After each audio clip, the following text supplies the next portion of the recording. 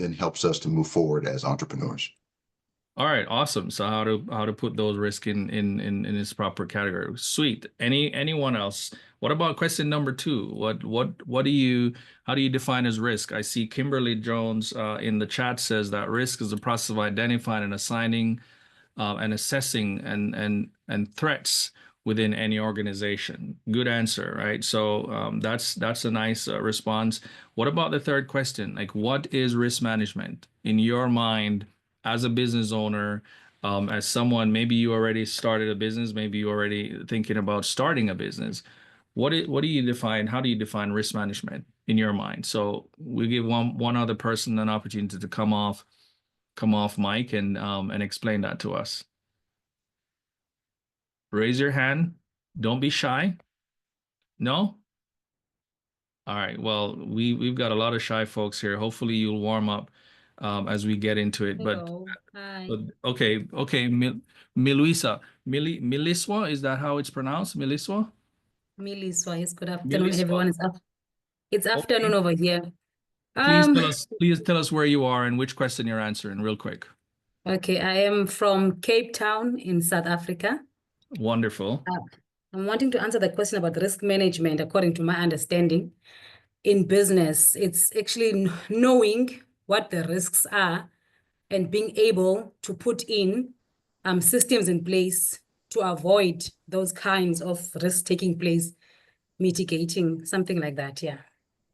All right, good. Well, it certainly is like that. So thanks for sharing.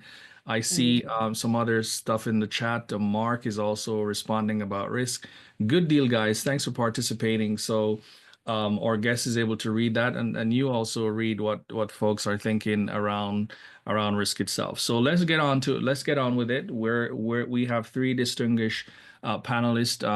One of them is a surprise guest for you. So thank you for being here. We are going to ask them to introduce themselves. And so we're going to start with Chrisette, but as they're introducing themselves, I'm also asking them as experts to define, how do they define risk management? So why don't we start with you, Chrisette, introduce yourself, what you do, and answer that question for us. Sure. Good morning, everyone. Super excited to be here. I am Chrisette Lewis. Most people call me Chrissy. I am a member of obviously the Atlanta Black Chambers, but specifically the Global Opportunities Committee. I'm also the insurance sector lead. I've been in the insurance industry. So my point of view really comes from the background of insurance. I have been in the insurance industry for several years prior to 2011, but I always start with 2011 just because that's when I got my first license as a customer service representative. Prior to that, I was like an assistant and things like that. And then over time, I became a licensed property and casualty producer and an insurance broker. And now I'm a commercial risk advisor. So basically, I really help my clients to protect their assets, take a look at the different markets, create strategies and things of that nature. I work with different industries from hospitality to construction to healthcare to manufacturing. So when I think about risk, I think of it from obviously from the insurance part of it, but what is risk management? It's understanding that no matter the size of your business or the industry that you're in, knowing that your business does have, some sort of risk that you're facing and understanding what those risks are. So yeah, what threats are there for your industry specifically? And then, so how it works in insurance as well, we have a way to quantify it and analyze the data and actually have a numerical value to take a look at your experience over the years versus industry experience and kind of compare the two and look at it that way. And that's what I consider a risk assessment. And then from there, we create these strategies to try to minimize the risk. And then essentially the most important part of my job is the transfer. So if you're taking steps to mitigate that, and then you transfer the risk to the insurance carrier. So if you do have some sort of claim or financial burden, yes, that's when the insurance company pretty much takes that burden off of you. And then the final part of it would be really monitoring and keeping track and making sure the strategies that are in place are working for you over time, whether that's quarterly or semi-annually or annually, whatever works for you. It really depends on the business, the industry, the size, that kind of thing. But that's my point of view on risk management. And I think next up is Aphrodite. Thank you. Thank you for the invitation. It's really a pleasure being with you. I come from the other side of the world. I am based in the UAE, Dubai and Abu Dhabi. I have been in this industry of governance, compliance, and risk management for 29 years, specifically for the insurance, reinsurance, and healthcare industry. I am a director of a group, it's called History Group. And what we do is we help companies that want to set up their footprint here in the two big financial free zones that we have, plus the mainland. And then we provide services of compliance, risk, and governance, which these jurisdictions demand as a regulatory obligation from the companies. My approach, having spent decades in this risk management specifically, and for our industry, is that risk management is insurance. It's part of the mitigation plan of companies. So we share the risk with a third party. And insurance itself, it's nothing else but risk management. So when we underwrite risks, we implement risk management techniques. Risk management now overall for companies is nothing more or less than coordinated activities of a company to position well itself towards events that may come, may not come. So if you allow me, for me always, because sometimes risk management sounds like a science fiction for companies, and it's also our fault for this. I will tell you that what you do when you have kids, it's exactly risk management. You train your children, as we were trained, when an event occurs, to deal with it with less impact or seize the opportunity. It's both. I will not expand to what risk is, because I guess there will be another question for this. But you cannot, as companies, we cannot have risk registers with 5,000 risk events, which are not related to our business objectives. There is no need for that. And spend money and time and effort by putting down mitigation actions, proposing solutions. We prepare the company to react when a risk event occurs. This is what we do. We build ourselves to be ready either to respond to a threat or seize an opportunity. For me, this is how risk management is, how it should be applied. And our industry, the insurance industry, is exactly that. We underwrite a risk, which might be an opportunity, but it might be a threat as well. Premium, a good loss ratio, it's an opportunity. It's profitability. When we have claims, still we have mitigations, which are conditions, clauses, that for us, we will have a value for opportunity.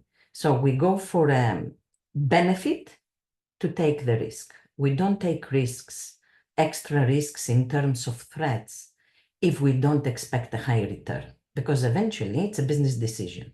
And as the first gentleman said, there is no business without risk, and wherever there is risk, there is always an opportunity. But companies usually restrict themselves by thinking that it's only the negative impact. So they miss the opportunities that come with when a risk event occurs.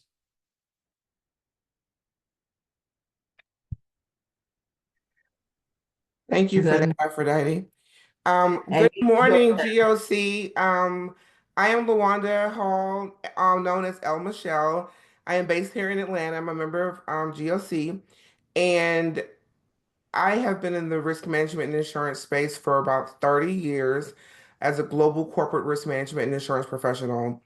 I've worked for multinational companies and participated on their risk program, where I consulted internally departments about risk management operations, as well as placing insurance for global assets.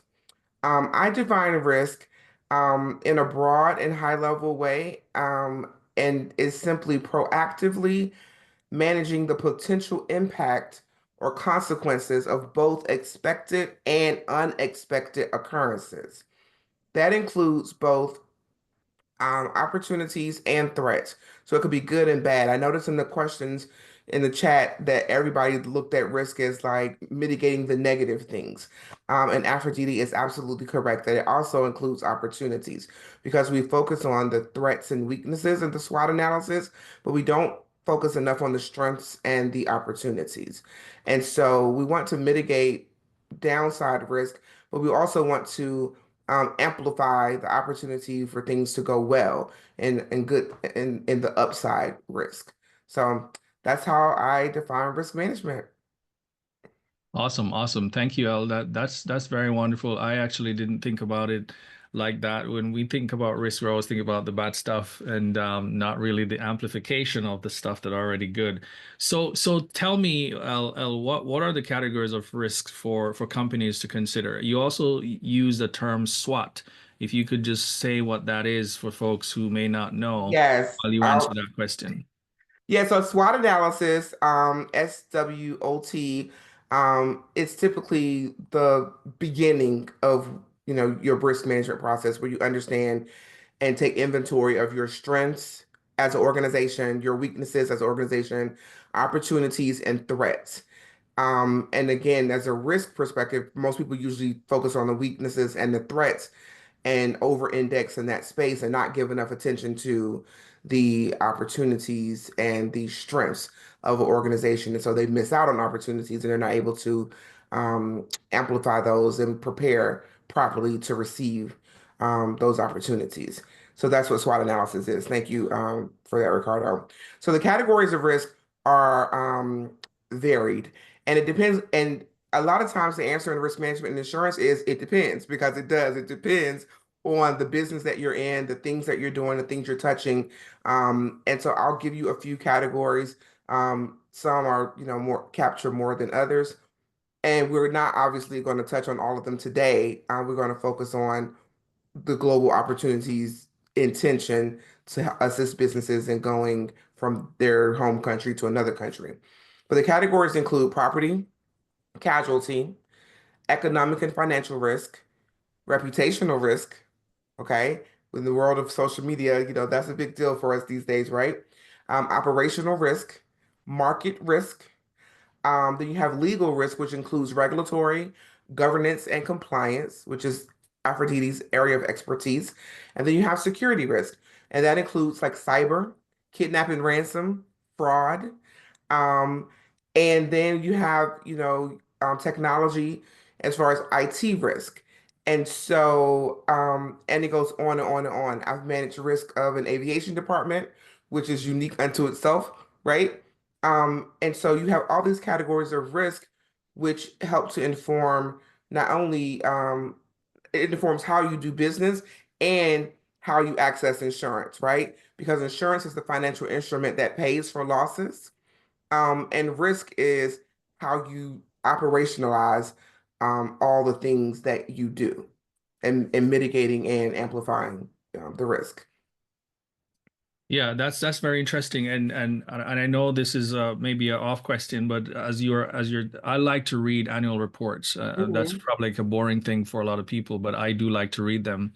And it's funny enough, there is usually a section in all these annual reports that's dedicated to risk management. Yes. And it lists all of these categories that you're actually referring to. And this is how I was able to educate myself as the categories of these different risks.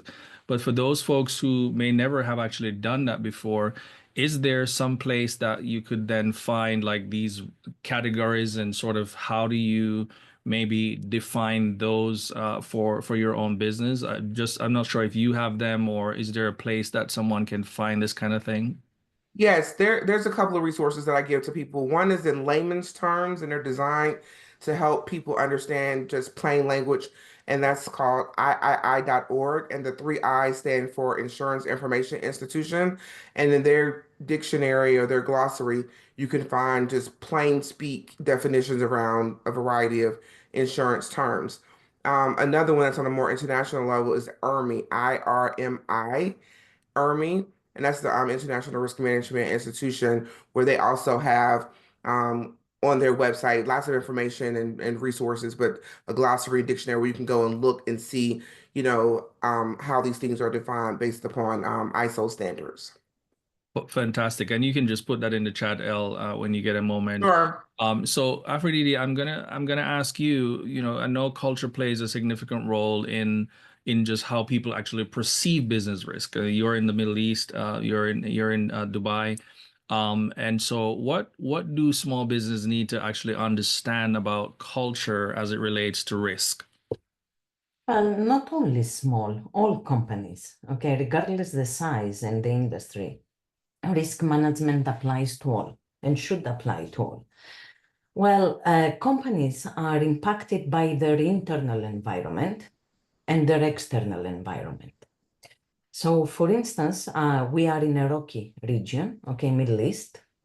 So, for someone who doesn't know, we are equal to war, Islamic threat, restrictions, human rights, etc., etc. When you come, some of them are true, some of them are not really as they are presented, but risk can only be perceived. So how we are perceived, it's also a risk, okay? Or it might be a risk. So for us here, for instance, we have some different approach, restrictions in some other people in terms of communication. We are not allowed, for instance, to go on social media and start posting whatever we would, perhaps I would post if I was in Greece for our prime minister. Okay, I am Greek, so I will bring examples from my country. Here, there are certain laws and rules that you need to follow. And as I said, there is no need to go for extra risk with a negative impact, because over here, there is no return. So you don't expect any benefit. It comes always with negative impact. At the same time, we have opportunities, which comes from the external environment. We are very advanced in terms of technology. We have the first AI university in the world. We have implemented AI, and honestly, you can do everything by pressing a button. So that means something in terms of time and efficiency. Okay. Companies always, especially companies that have presence in other jurisdictions, when they come here and they use centralized policies and systems, they need to consult with someone here on the ground to get the local expertise. I have worked in several jurisdictions, so immediately I know when a company comes to us where we might have conflicts. So there is always a way to mitigate this risk, which means that we tailor-made things for the entities that are here. Overall, one more thing, for instance, we have wars next to us, Palestine and Israel and Iran and everything. And all of them, which is our external environment, always pose opportunities. And I insist about this, that if we are not able as risk officers and companies to see both, then we have lost half of what risk management offers. The external environment is extremely important, and the internal as well. It's the two main categories that we should consider, different frameworks, regulatory frameworks. In Europe, for instance, we have the first artificial intelligence legislation that came out 1st of August. We don't have it here, but it's like the GDPR legislation, data protection, that it will impact us. It's external environment. Okay? Yeah. Companies, and I want to add something to what Ellie said before. So companies, if they want to have the definition of the categories of risk, they can hire and they should hire a very competent and qualified risk officer to do the job for them. We come across, and allow me to express my disappointment from my experience, risk management, risk officers, sometimes it's to tick the box that we have appointed someone without companies allowing to take the added value that we can offer. Okay, so it's not for the owner of a company, the CEO, to define the risk categories. It's for someone who is specialized in this industry to do it in such a way, tailor-made, customized way for the companies, that they will not reject the reports. They will see the added value, and we will not be forced to say when things go wrong, because always things go wrong, that we told you that. Yes. But nobody was there to listen to us and, give us the room to present our opinion and our approach. Yeah, no, thank you for that. That is great. Elle, did you want to add anything to that? The main thing I want to add in this space from a cultural perspective is that when you're looking to do business in a different country than when you're domiciled, take the time to understand the culture and become culturally competent to engage in that space. Because as Aphrodite said, perception becomes a risk, right? When people perceive you a certain way, it's a challenge. And so keep this in mind. Not every country separates church and state. And so whether you are a part of the religion of a country or not, you may be in a situation where you need to honor their practices in order to not offend, so that you're not creating distance and challenges for you.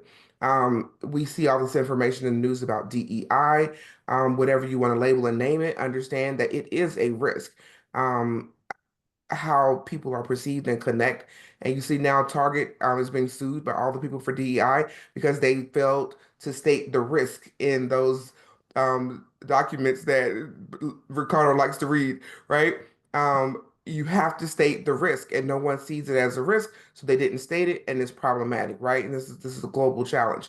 But keep this illustration in mind. The origin of a handshake was not for connection. It was a shakedown to make sure that your person that you were meeting with didn't have a weapon, right? It was a shakedown, right? That was the initial process of having a simple handshake in the Wild Wild West. Shake down your person as you're meeting them to do business to see if they have a weapon. In every country, there's some form of a shakedown, right? Whether it be the old school handshake, whether it be requiring you to go out to dinner and talk for 3 or 4 days before we start talking about business, because they need to vet you out and see what kind of person you are, what kind of family person you may be, or how you engage, because these are things that are important to some cultures before they're even comfortable enough to even start talking to you about business. And so you have to pack your patience and understand that you don't get to take your country with you when you go to another country, and you don't get to take all of your privileges and rights and understandings and installations of law with you when you go to other countries. And so be sure that you take the time to educate yourself and anybody accompanying you about cultural competencies to engage, so you don't put yourself and your organization at a great disadvantage. Wow, well, that's Allow powerful. me to add something, excuse me, Yes, allow me go to ahead, add go ahead. something. That one of the luxuries we have here, okay, it's safety. Okay, it's external environment. A woman can walk in the middle of the night anytime by wearing whatever she wants. We have freedom to wear whatever we want, okay? And have in her pocket as much money as she wants, and nobody will touch her. Not because we cut hands here, okay? Because we have cameras all over the place, and risk management, how the country applies it, you know that you will be caught. This knowledge makes you compliant.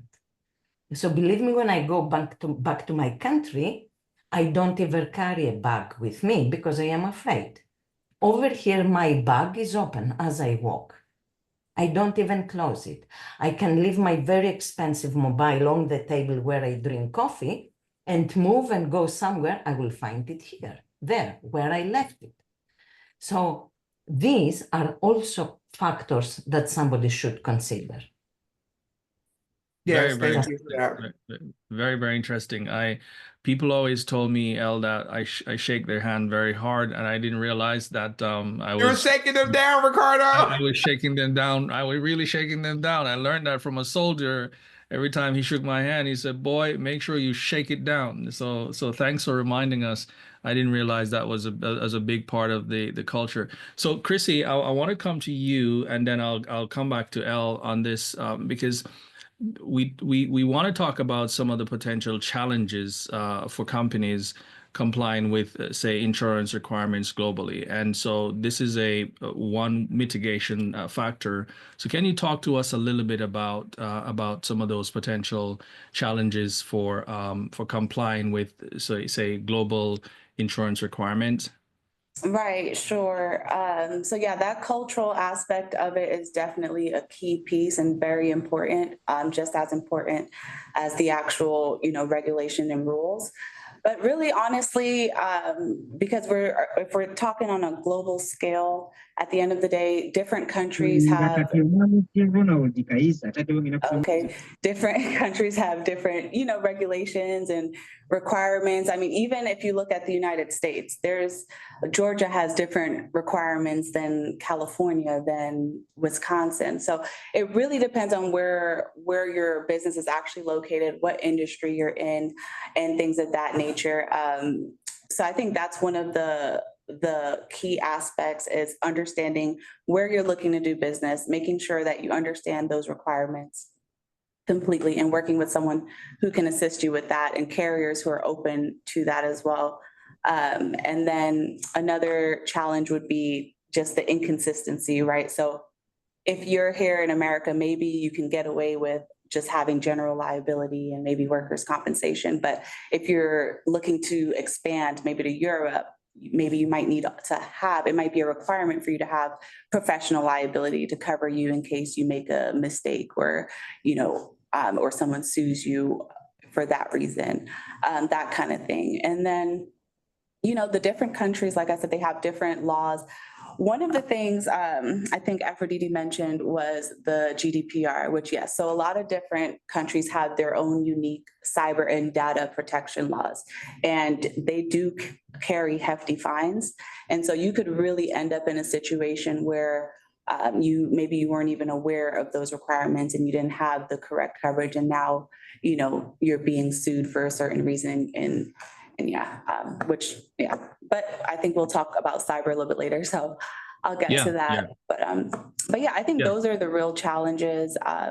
Just really the regulations, rules, making sure you're aware, making sure you're working with carriers, especially global carriers that are able to or open to expand into the different countries, locations, and things of that nature. But also the brokers that you're working with, making sure that you're partnering with people who are aware of these global carriers, as well as maybe open to like local brokers partnership, because there's different, like I said, different countries have different requirements. Some do require you to purchase it locally, but then you might still have a global strategy on top of that. So it's just a matter of, choosing the right person to work with and having it structured to your unique business.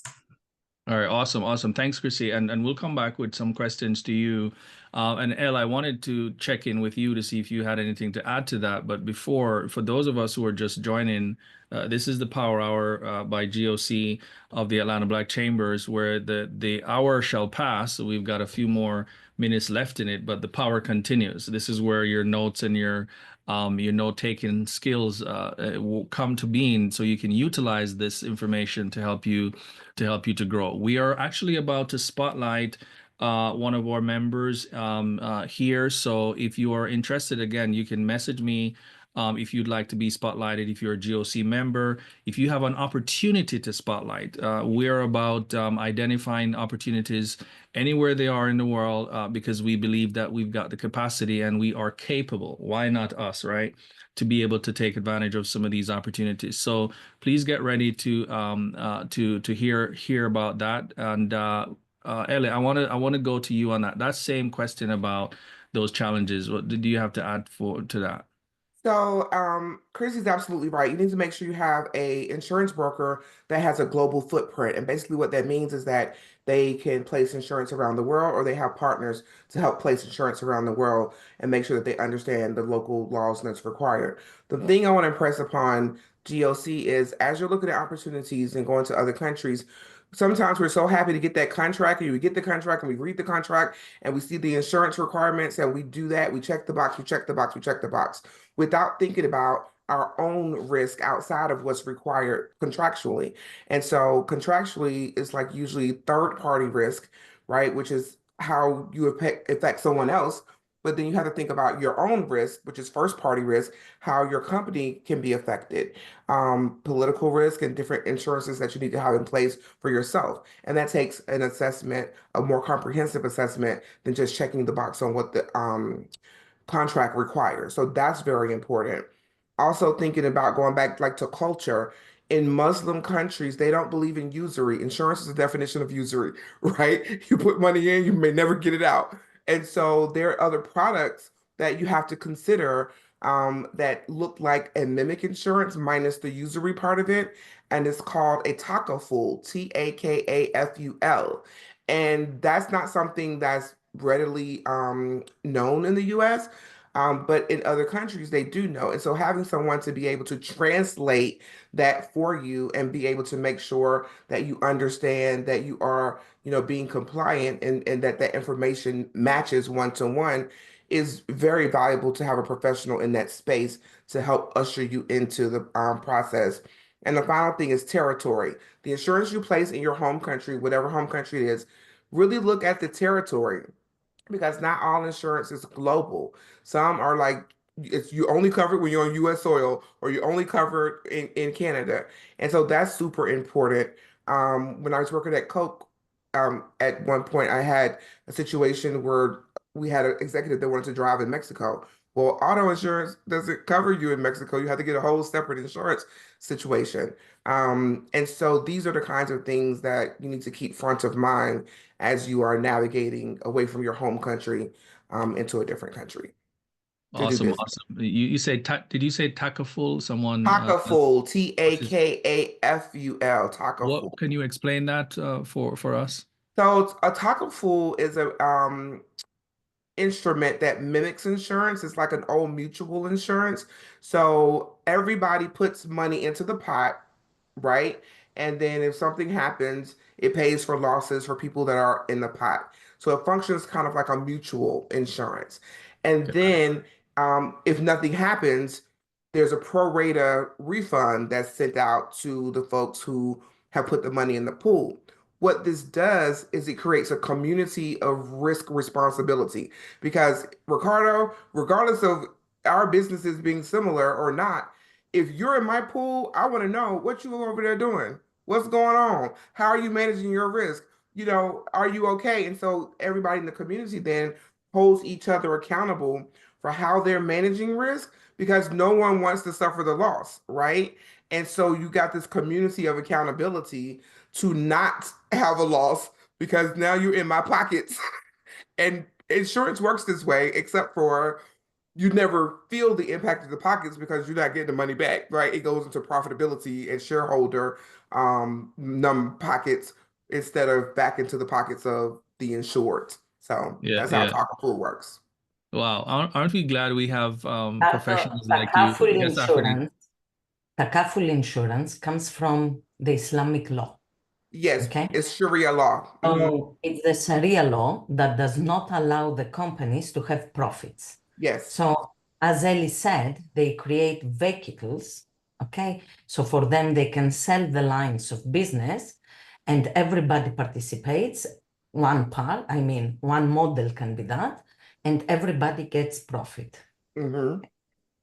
Yes. If there are no So losses. If there are no yeah. losses. Remember, Yeah. risk is a two-way street on a number line, right? From zero is good and bad. So if there are no losses, people get their money back. If there are more losses than they anticipated, then you have to pay more money in because the guarantee is that the losses are covered. So it works both ways. Fantastic, fantastic. I mean, this is great, guys. I really love that. Is David here? So we're gonna get into get spotlighted, and we want to spotlight one of our member. And he's actually in, I don't know where in the world he is now, but I know he's from Mauritius, which is usually a nice space when it comes to how you manage certain risk, right, globally. So David is our regional lead, the head of our regional leadership for Central Africa and the Indian Ocean. David, you're up. Tell us about who you are and tell us about your business. Go ahead. All right, David. I think you're coming on a little sticky there. So let us know if you can hear. Thank you. But I live in Mauritius, currently in Uganda right now, trying to. Sorry, I already started. My network. My name is David Jeb Butesa. I'm born in Uganda, but I'm based out of Mauritius. I'm currently in Uganda right now. In fact, trying to make a.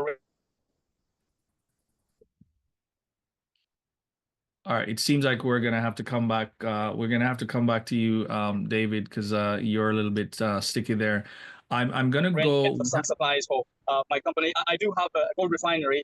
That's the business I'm involved in. That's why I thought it was very interesting environments operate.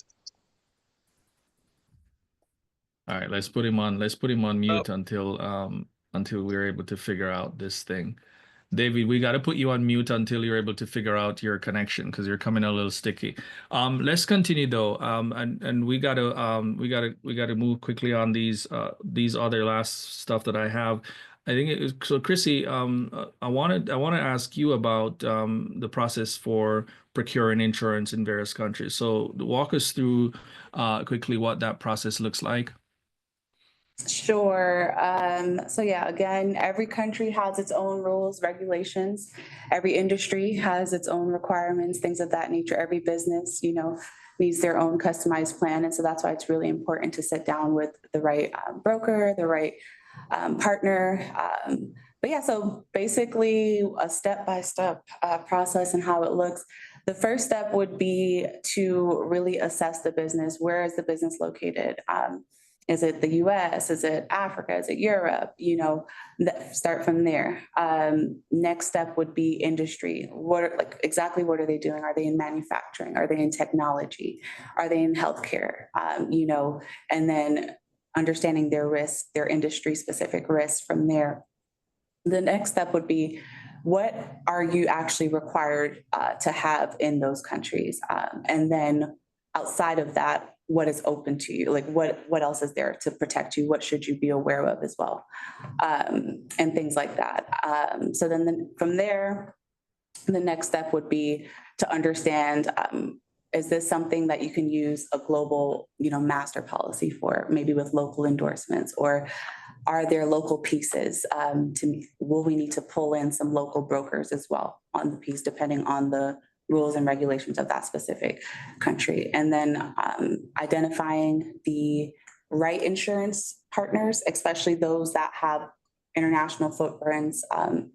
And then when I think of some big ones that I know of that are heavy globally, I would say Chubb, your AIG, your Allianz, your Zurich, your things of that nature. But then also working with the brokers that have these connections and strong connections and can advocate pretty much on your business's behalf, that kind of thing. And then really just customizing a true insurance program unique to your business. And that could look like a lot of different things, whether that's your general liability, your property, your workers' compensation, your cyber, your political risk, things of that nature. I did want to say, every country has unique terms. So while I might call it workers' comp, it might be called something else in another country. I might call it business auto. It might be third-party motor in another country, that kind of thing. So these terms are not really important, but it is important to make sure that you're covered and actually sitting down with a license or a professional. I do have some resources, but I guess I'll mention that later. But yeah. Yeah, no, absolutely. Thanks, Chrissy. Aphrodite, I want to go to you. There's a sort of double-barrel question that I have for you on how do you think politics plays a role in risk management as it relates to governance and regulation? And then while you're answering that, if you can kind of talk about your thoughts on AI and its risks to business. Let's start with AI first.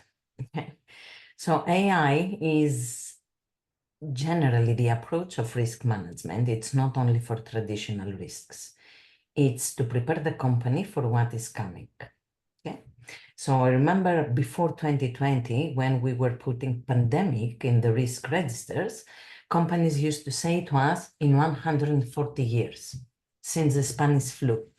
When the pandemic COVID came, now we have put it at a frequency of 4 to 5 years. So it became very a normality for us and for the companies, where everybody tested the risk management systems. AI comes with opportunities and with risks. Risks for companies that deny the progress, whether we like it or not. Risks for small and medium-sized companies that are not prepared and their IT infrastructure is not a solid one. Don't forget that Amazon, the Coca-Cola company, Yahoo, and name them, all of them have been victims of hacking. We have the deep fake, please Google it, the deep fake fraud that is coming based only on AI.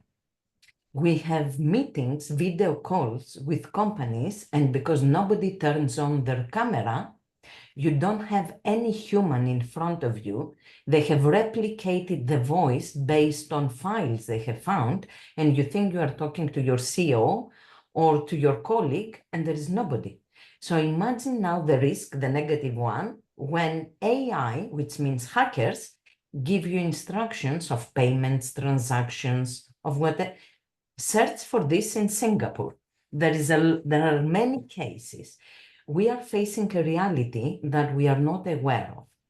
And we have a law, a legislation that is based on trust. It's the first time in history, a law based on trust.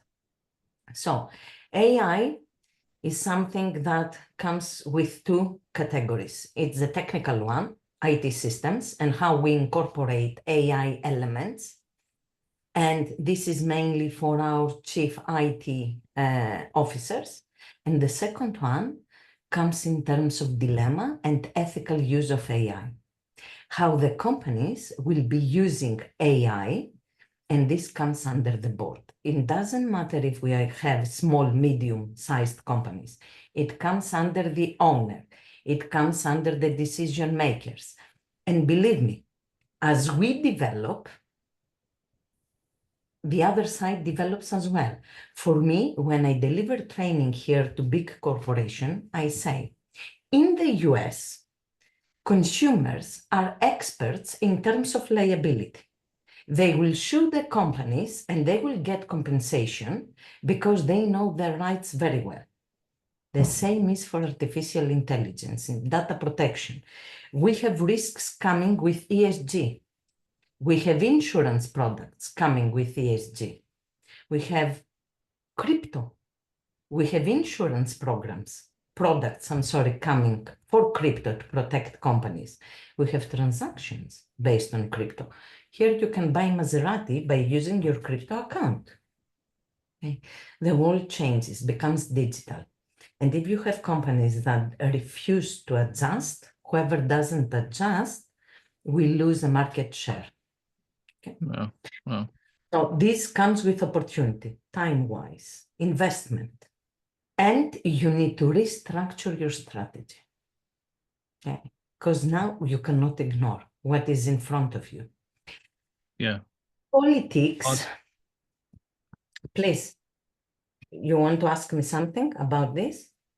Oh, no, yeah, go ahead quickly and just do the politics before we move on. Go ahead. I wouldn't say politics play, because politics may be in the internal environment, and usually this is what it is. The external environment comes in terms of laws and regulations. I would say that people, whoever is behind the company, should understand that it's like a family. The governance part is about the parents, how the parents treat the kids and the rules they apply. And this is the board of directors, the decision makers, the owners. And under them, they have risk management, compliance, and internal audit in any form they can apply to their companies. So it's not about politics, it's about transparency, integrity, risk governance, which means we know our risks, it's our obligation.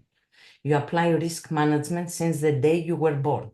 When you drive, as you mentioned, when you choose your partner, when you buy a house, when you choose your friends, everything. It's risk management. So I would say regulatory compliance risks should be identified as any category of risks.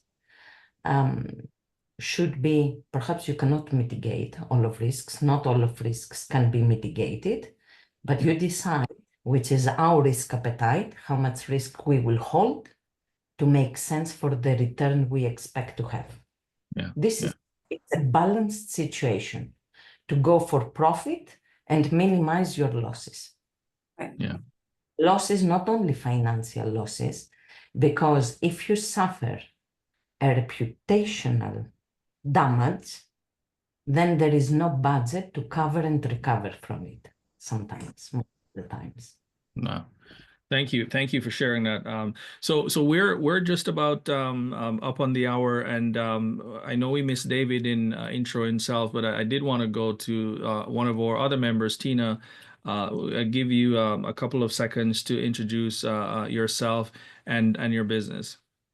Yes, well, thank you, Ricardo. Hello, everyone. My name is Tina Greer. My company is Greer Business Solutions, where we provide coaching and consulting services, working with the small and mid-sized companies in the areas of government contracts training, leadership development, and also providing business operations services. In addition to that, I'm also the technical assistance lead for GOC, as well as the project manager for Project Elevate of the Atlanta Black Chambers Women's League. So I will put my information in the chat. Feel free. I would love to connect and also see how we can work together in 2025 and beyond. Thank you, Ricardo. Fantastic. So folks, as we're coming up, if you have a question for any of our guests, please go ahead and put it in the chat if you'd like to raise your hand. It looks like we may go a little bit over time on the hour, and I'm trying to see how we can keep it there as best as possible. But if you've got a question, just shoot your hand up real quick. We'll just come to you. We could probably take one or two questions before we head, because we'd love to also hear what's on your mind as we have these experts in the room.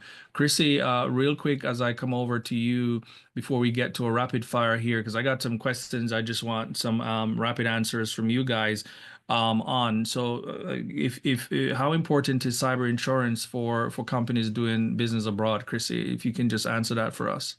Okay, yeah, I'll try to keep it as brief as possible, but cyber insurance is no longer optional, in my opinion. It's 100% necessary. One small cyber attack can literally be the reason that your business closes.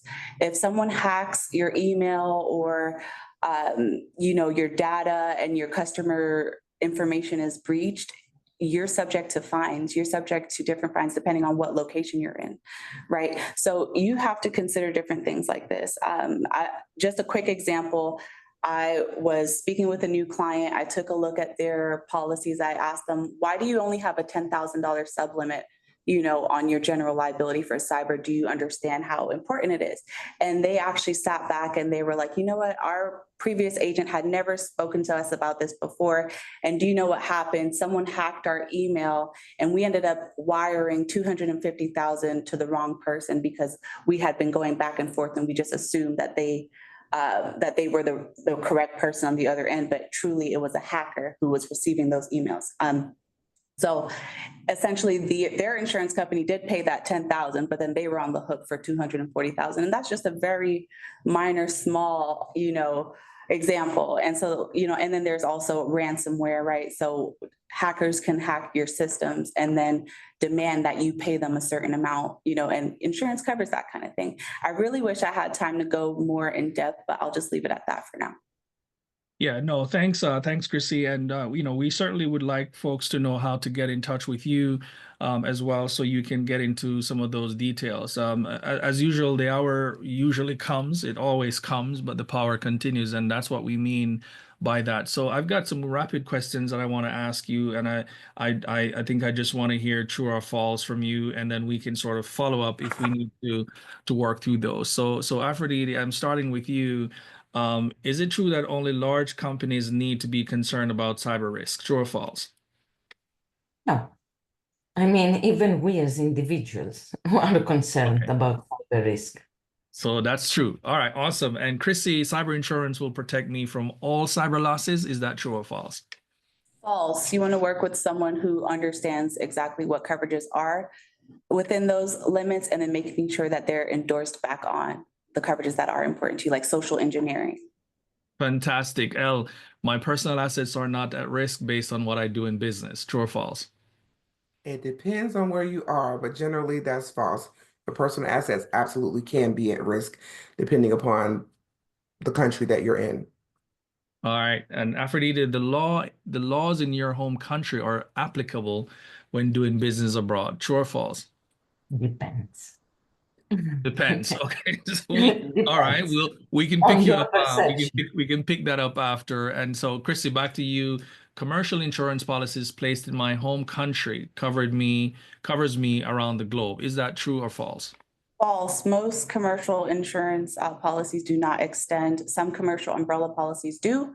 And if global insurance is something that's important to you, be sure to mention it to your agent. Awesome. Elle, as long as I have the proper insurance, I do not have to be concerned with operational procedures. True or false? Absolutely false. Always have to be concerned with operational procedures. Insurance just pays for the losses, but you want to have good operations as a part of your culture, your organization. All right, awesome. I don't see anyone hand is up, so I'm gonna get your final thoughts for all of you as you respond to the one piece of advice that you can leave us all with today. I want to also ask you, what is the one thing companies seeking to do business internationally can do to become more responsible in risk management? And then, of course, your piece of advice as we put this thing on a wrap. So we'll start with Chrissy. Okay, so yeah, one piece of advice and what you can do to, be more responsible, making sure that you're sitting down with a licensed professional that can literally tailor your policies to you, understand your operations and your risks, and, go from there. Final thoughts, I did drop a free guide and checklist in the chat bot. Basically, if you could print that out and go over your own policy and kind of try to find any loopholes or exposures that you may not be aware of and just some information there. Or you can bring it with you to your next renewal meeting to your agent and go over it then, or you can always call me, I'm here. So, awesome. Yeah. Call Chrissy. That's a very nice rhyme. Guys, before you leave though, just before you go, we just dropped a link for feedback. We need to know and hear from you. What are your thoughts and conversations like these? I mean, come on, you're going global, and wasn't this helpful? I mean, this was helpful for me. I learned so much, but the feedback is in the chat. If you could just do us a real favor as we extend the power, if you just click on that, leave us some feedback. We'd love to hear your thoughts on it. And so, Ellie, you're up, and then Aphrodite, we close off with you. I would say approach with curiosity and make sure you have the proper professionals to assist you in what you're doing, because if you don't know your limitations as it relates to risk, then you're putting your business at a greater risk. Yes, yes, awesome. Call L. Afroditi, your final thoughts. Well, if somebody wants to protect their investment, they need to be aware of threats and opportunities. It's very simple. I don't know why companies, especially for risk management, need to be pushed and convinced when they do it since the day they are born as individuals. Yeah. Well, I could tell you that you don't have to convince this group, because this group is brilliant and they're smart and they understand how to manage their risks. Folks, we really thank you for stopping by in the Power Hour. The hour has come, but the power continues, and that means you need to continue to do what you need to do so that you can continue to grow. Next week on the Power Hour, we're going to be talking about potentially more risk, but it's about trade and it's about tariffs and it's about triumph. How do you actually manage those things? This is very, very important. If you're moving any goods between spaces, you're going to be hearing from one of our experts, just like you heard today. She's Shaquana Teasley from the Agate Solutions here in Atlanta. So please go ahead and register for that. Make sure that you're on for next week at 8:30. And so until such time, remember, follow us on LinkedIn. Remember, connect with our guests here. Become a part of our community if you have not already. But until next time, the hour definitely has come. The power continues. We'll definitely be in touch with you. Have a great day, everyone. Thank you for joining. Bye, everyone. Thank you. Thank you. Take Mr. care. Chairman. Have a great day. Make sure you save the chat if Bye. you'd like to do that. Thank you all. Thank you, Chairman. Bye for now. Thank you. Thank you, Mark. Good to see you. Uganda in the house. Thank you. Thank you. Great Bye. job, everyone. Very informal. Thank you so much, Thank you, everyone. Jen. Thank you. Thank you. Have a great day. Thank you. Thank you, Winston. Thank you. Bye. All right. All right. Good job, guys. This was great. I think folks really had some really practical, great takeaways. So if you got anything that you need, please feel free to reach out. But this was good. Thank you. Thank you for having me. You're welcome. Thank you. You're welcome. You Absolutely. guys were awesome. Both Yes, great Aphrodite and facilitation. Elle. On the Ricardo, great facilitation. You should be like a talk show host. I know, Yes. right? We should put that in the works, Well, Ricardo. you should be my first guest, so we'll work through that. But thanks again, guys. We appreciate it. All right, take All right, care. we'll hop off here. Have a good All right, one. take care. All Bye. right. Bye.